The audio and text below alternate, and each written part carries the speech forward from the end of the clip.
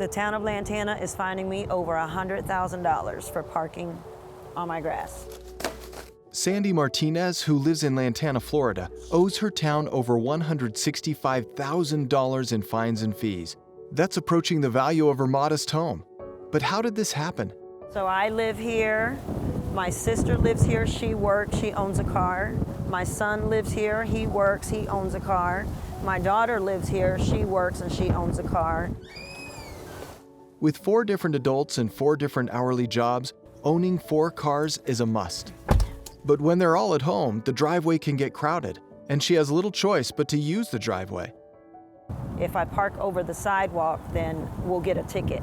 We can't park on the street because obviously it's a roadway. We can park in the swell, but it's very dangerous, so that leaves us no choice but to park in the driveway on my grass. But even though the only way Sandy's family can safely park is on her narrow driveway, Lantana cited her for that. The city is fining me for parking on the little bit of grass that's in my driveway and also the walkway that's on my property. When Lantana cites a homeowner, the city forces them to correct the violation, then call and schedule another inspection. After one violation, Sandy called the city, but the inspector never came out. Fines started piling up at $250 a day. That's more than she makes in a full day of work.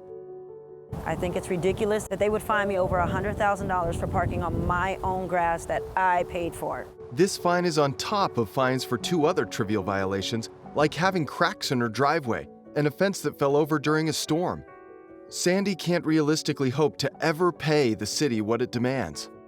And I don't have the money, so I don't know how they expect me to pay them and do my driveway. In fact, Sandy owes the city almost as much as her entire house is worth, meaning that it will be almost impossible for her to sell the house or pass it down because she'll have to pay the city first.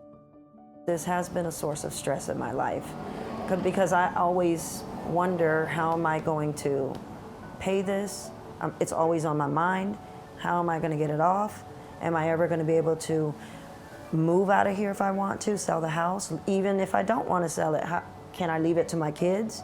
If, God forbid, something happened to me. You know, it is a lot of stress.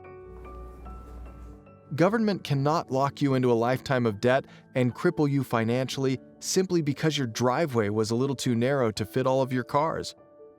The Institute for Justice is representing Sandy in her case against Lantana, Florida, to ensure that no Floridians will ever have to face abusive fines like these ever again.